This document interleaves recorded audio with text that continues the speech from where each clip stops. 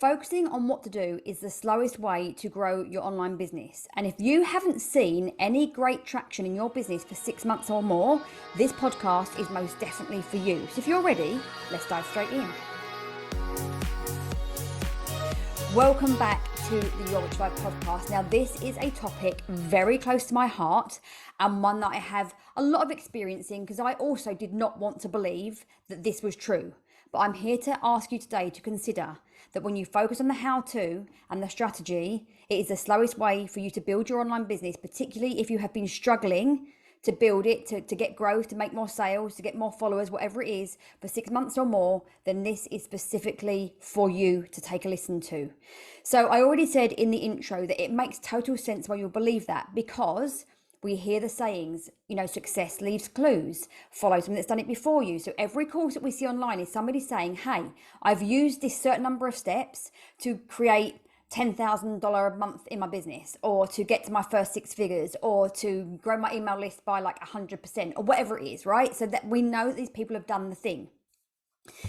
But I also want to ask you to have a look at and seek evidence for people or examples where this isn't true. So let me introduce you to Sarah Blakeley. Lots of you will know her as the billionaire inventor of Spanx. Now, if you read her story or listen to her story, one of the things that she is really keen to get across was that she didn't know the rules of the game. So when she consistently rang like this executive for a big, a big chain store across the States, she didn't know that she wasn't supposed to do that. She was supposed to go to kind of like events and things like that, and then she would get invited to speak to this lady. But she just kept ringing until she actually got a meeting with this woman and managed to get this woman to try Spanx on. And that was how she got her big break into her department stores. Her husband, Jesse Itzler, who is a millionaire in his own right, had a plan to start a private jet company. And his plan was literally to travel across country, get himself to the TED convention and go speak to people. That was his plan. Only the plan didn't work because he had no credentials. He wasn't allowed in to the TED conference.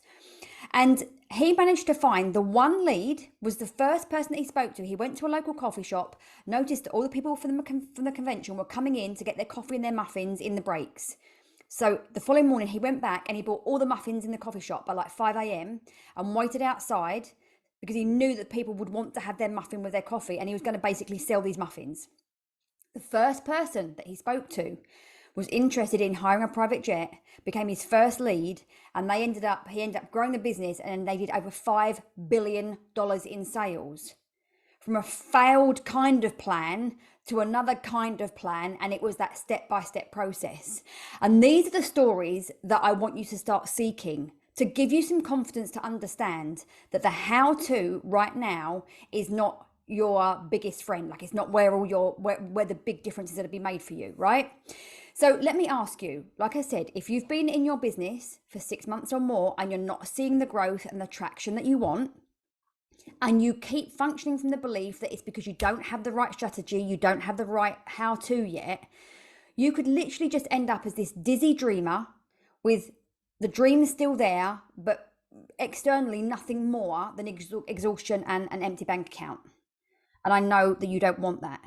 So what do powerful achievers do differently to make sure that their results are inevitable? What are they doing differently? They know that they have two things to focus on, and that is their mindset and their energy. And I cover these in 2 of the 4 pillars of my personal power philosophy.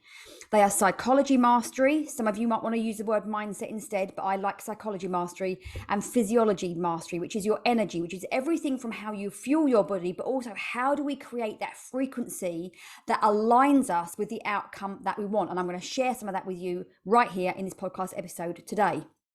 So if this is a new concept to you, I basically want you to take this on board, that what powerful achievers know and live from is the fact that they know that their thoughts are responsible for their results.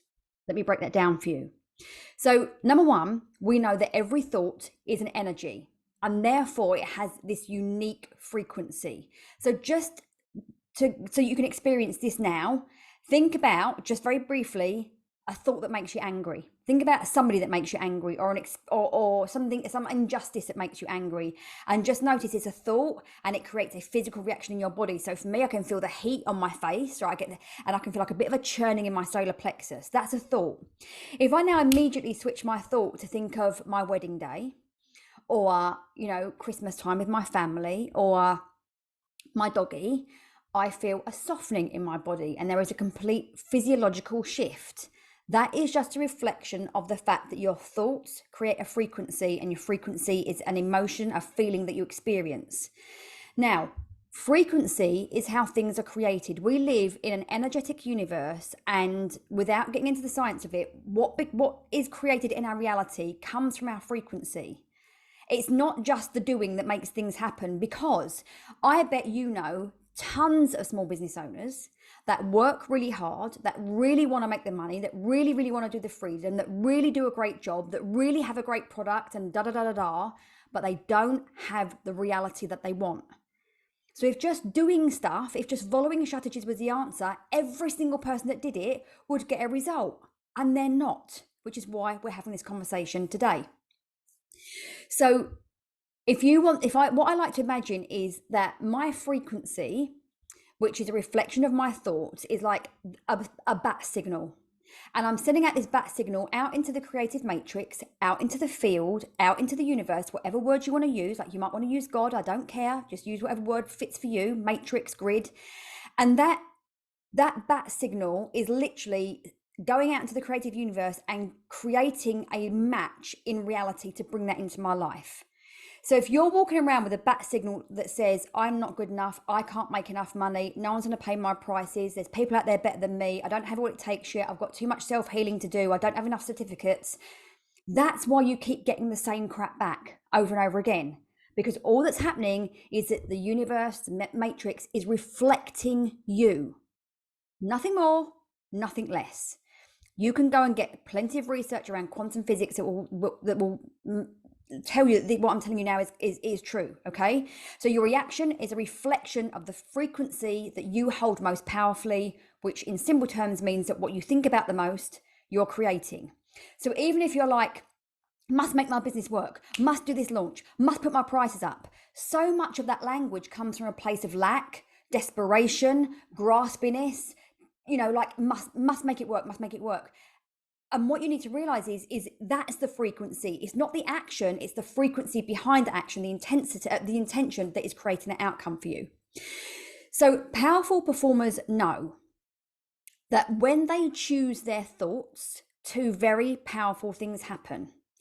Firstly, they're creating this vibration, this frequency, which attracts their desired outcome. So let's go back to Jessie. And you can find, if you Google Jessie Itzler and the muffin story, you'll find clips of it on YouTube. And I just absolutely love it. So when you hear him talk, you will notice that there is a deep sense of curiosity, a deep sense of the willingness to let things evolve. The self-concept of somebody who goes, this doesn't define who I am, it's just a process. The willingness to fall forward and find out what happens. So he just knew that he had to put himself where there was money. That was his only thought. I'm going to set a private jet company up. I need to be in a place where there is people with money. That was his plan. And the first part went wrong. And so it was that openness allowed him to see the people coming in and getting their coffee and getting their muffins and go, oh, that's what I could do. And then he had the courage to be the person to do that. I'm going to do another episode on who to be at some point in the next couple of weeks. Right? So they understand that creating that vibration is what is going out into the grid and bringing this reality to them. And then what that allows them to do is it allows them to choose their physiology, their energy with which to go about in the world. So like I said with Jessie, if you imagine if he put every egg into the basket that said, right, I have to get to the TEDx and I have to talk to these people and this is the only way it's going to work. And if someone says no to me, oh my God, I'm going to cry, and they're going to, because it's all about me. Being that person, having that physiology, having that vibration would have created that very outcome that he didn't want. So when we talk about attracting desired outcome and then choosing powerful action. It's how we marry the psychology, how I'm choosing to direct my mind, not your brain so much. That's another topic, but I'm because your brain will keep offering you crap. Let's just put that on the table. Your brain will, until you've gotten over the fear and you've developed a bit more courage and you've got a little bit more certainty over where you're going, your brain will continue to offer you crap. But you are not your thoughts. You are just the observer of your thoughts. Okay. So when we tap into this psychology and our physiology, we can then use our mind, our will, our desire to train our brain to go where we want it to go. And then we can say, right, how do I show up in this space? So going back to Jessie, going back to Sarah, there was a sense of curiosity. There was a sense of determination. There was a sense of like, I will just keep going until I find the way that works for me. There wasn't a one and done strategy for either of those to become millionaires and billionaires. But they had that self concept that comes from how we choose to think and how we choose to show up energetically. So my question to you is, do you want to keep focusing on the what to do, probably doing more of the same thing and possibly, very likely, with nothing different to show for it? Or would you now rather focus on developing the right mindset and energy so that you can operate as every powerful achiever does and know in your soul that your success is inevitable and you are willing to be open to what that looks like? Okay. So if you're ready to kind of do that, I want to just give you a couple of little tips now, because as you know, on every podcast, I like to give you a little bit of homework. I'm going to keep it super simple. And then what I want to do is I'd love for you to click the link below and get onto my email community, because before the end of this year, so I'm recording this on the 24th of November, 2022. And before the end of this year, I will have created some kind of free workshop or webinar that's going to go into far more details about the 4 pillars of my personal power philosophy, and I'm going to make sure that you've got things that you can use immediately so that you can really step into this power and have a, not just like, oh yes, Louise, that's very interesting knowledge, thank you for sharing that with me, but a deeper understanding of what it takes to live from that space and not just how quickly things change for you. Here's a big thing that I learn. Just a bit of a side note here. I still have days when my head talk tries to take over. In fact, this morning was one of them, and I did a live on it on Instagram just a little while ago. But having been really immersed very deeply in this work, I've been doing this work for a long time, but working with a new coach, I've been really immersed in it quite deeply now for almost 10 weeks. And the biggest gift for me is the freedom from the emotions and the mindset that can make days so challenging. You know, you hear those voices and you feel like crap and everything feels like walking through treacle and you're like, oh my God, I've got to do this thing again. Like, there isn't that. It's just, and I can, if it does just pop along, I'm able to turn it around so quickly. And that's what achievers are able to do. They don't make things personal. They don't ignore them either. It's not about suppressing or repressing what we feel or ignoring what's going on in our head, but it's about like understanding what's useful and what's not, what's real and what's not, and what is actually going to move us forward. So please do get yourself into the email community, and I will email you as soon as I've got this workshop done for you, so you can like get on it, take notes. It's probably going to be evergreen, just so that you can like keep going through it, because I am so passionate about helping you to succeed in your business for so many reasons. Number one, because like, why wouldn't I? Why don't I want to champion other people? Because I know what a challenge it is to run your own business.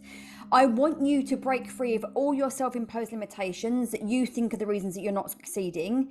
And actually it's not. It's just that you're overly focused on your stories and you're not overly focused on what happens when you control your consciousness.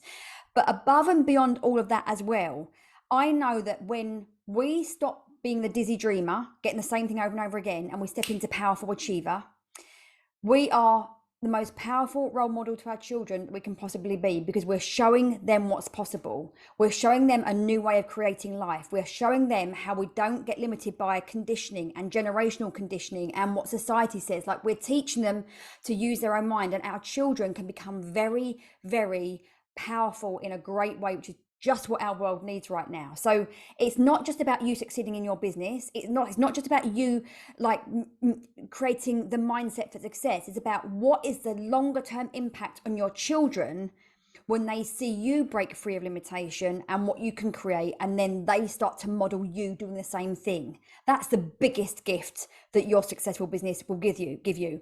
So thank you for listening to this podcast episode. Please do join my email community. Please don't miss out on this free training, because I'm so wanting for you to start making a change and start creating some financial freedom in your business. And I'll speak to you again in the next episode of Your Rich Life podcast.